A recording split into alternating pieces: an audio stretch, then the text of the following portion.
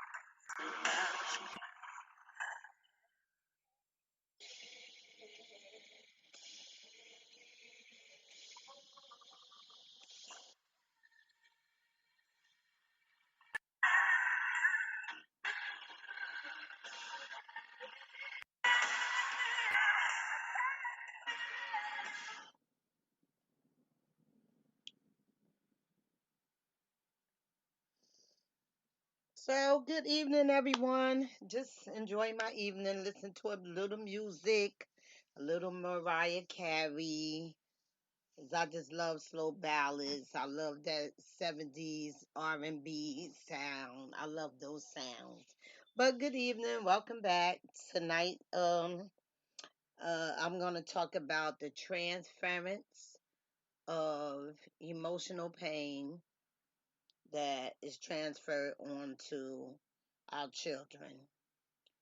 Specifically, I want to talk about how a lot of women transfer their own emotional pain of their relationship or non relationship with their own fathers onto their children. I kind of understand the transference because anything that we do not deal with, it remains there, doormat, but it still sits there if we do not deal with it. You know, I've been doing this relationship with cakes and ice cream podcast for quite some time, and I'm very clear about my purpose. My purpose is to help women not repeat the same mistakes over and over and over again as it relates to relationships or relationships. And what I hope that I do is help women to understand the things that they go through, the challenges, the struggles, why they feel like they feel, and how to go past or deal with those emotions that are driving their behavior. Now, there are a lot of women who are single parents who find themselves raising their children alone. A lot of times it's not planned. Most of the time it's not planned. Most women, you know, when they have a baby, they have a partner at that time. When they make the baby, there's a partner. Okay, somebody that they are involved with in their life. Now, how that relationship is going to turn out. At some point in that relationship, many times something goes wrong and, you know, the relationship is resolved, but there now is a child involved in that relationship. And a lot of times, women will find themselves in a struggle to get the father to be involved in the child's life. A lot of times it becomes very challenging, just seems like too light of a word, but it becomes very challenging trying to get the father to be involved for whatever reason. Many times the father decides to not be involved in that child's life, whether, you know, I can't even say or whatever reason, but I can definitely relate because I also am a fatherless daughter who did not have their father. I didn't have my father either. A lot of people don't have their father in their lives by choice or whatever. Most of it seems by choice, by the father's choice. But a lot of women also have grown up without their own fathers in their life. And a lot of times they're very bitter about it.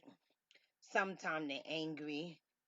A lot of times they have not dealt with the absence of their own father in their life. So a lot of times their pain is still raw because they won't deal with it. A lot of times they have developed defense mechanisms saying they don't care, they did not care, forget about him. It didn't matter, but it did matter. I know it mattered because I used to think that it didn't matter either. I had a great childhood. I grew up very loved, in a fold of five family members who loved me so much I didn't even miss the father. But I had I guess you can say it, epiphany when I turned 19. And I opened the door. My father was standing on the doorstep. I knew who he was. I had seen him off and on over the years for brief amounts of time, probably three times the whole time that I was growing up. I had seen him for brief amount of time. And when I say brief, I'm talking about 10, 15 minutes at a time, if that. Okay, but when I opened the door at 19 and see him standing there, this flood of tears kind of rushed me, and that's when I really soul searched myself to find out what was causing this emotional breakdown when I seen him. And I realized, while I was searching myself for the answer, that it did matter. That I had suppressed whatever feelings that I may have had about that growing up. I had suppressed whatever emotions were there. If they had cropped up at all, I was not in touch with them at that time. So I think for me, I had already had my first child at 18. And I think that's why the outpouring, of emotion happened right at the time that it did, because I already had a child of my own. So that put me in touch with the feelings that I had about my father not actively participating in my life. So I hear a lot of women, over the years, they have children and they walking around, they angry because now this man has abandoned them again. Okay, this is abandonment. He abandons her first. He abandons the mother first. Okay, let's be real. He abandons the mother. She feels that abandonment for her own children because he abandons her, leaves her to raise that baby by herself, not being an active part of that child's life. And at the same time, he's abandoning the mother, he's abandoning his own child or children. So now we have a double whammy. Okay, we have double anger. Okay, if not triple anger, because now she's mad at her own father. She's mad at that man, angry with that man who got her pregnant for abandoning her. She's angry at the man for abandoning the children. Okay, so now let's go over that again. She's angry with her own father who has abandoned her, who that issue she has never resolved because she never dealt with it because she believes it didn't matter. Okay, because somewhere along the line she was taught that it didn't matter, that you had to get over it, that you didn't have to think about it, that he didn't matter. It didn't matter if he was there or not. So now you have anger for her father, all right, who wasn't there. Now you have her be angry at the man who got her pregnant, who abandons her, leaves her with this child or children to raise by herself. So now we have abandonment issue crop up again.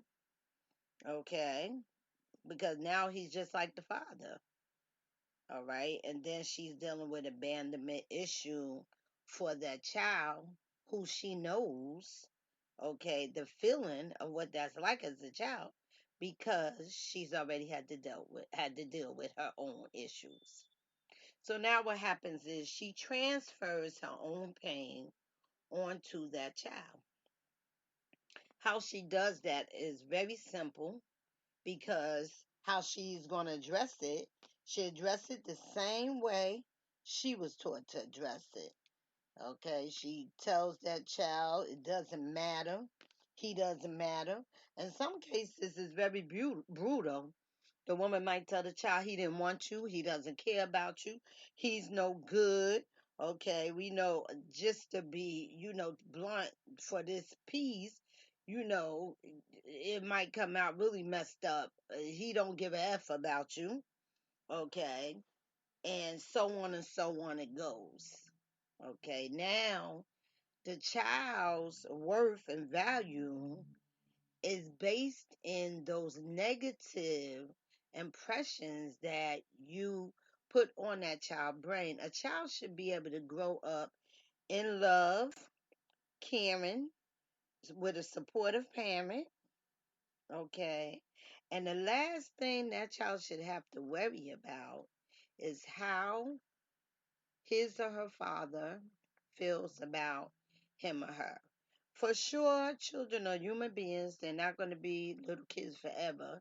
And they will definitely draw their own conclusions about their father as they grow up. Without a parent, okay, who has not dealt with their own abandonment issues, putting negative factors in their heads.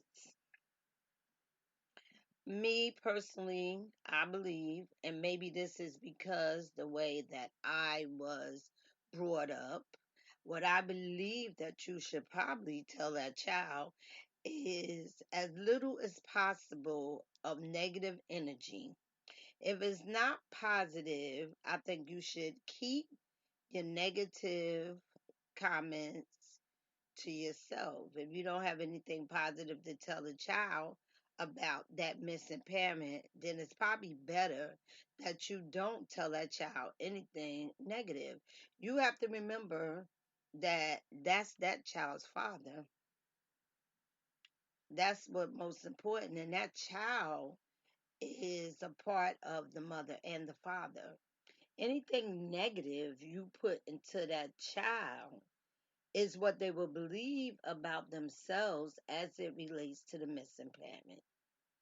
So it is very self destructive to raise boys and constantly tell them that their father ain't shit, okay, when they are male images of the father.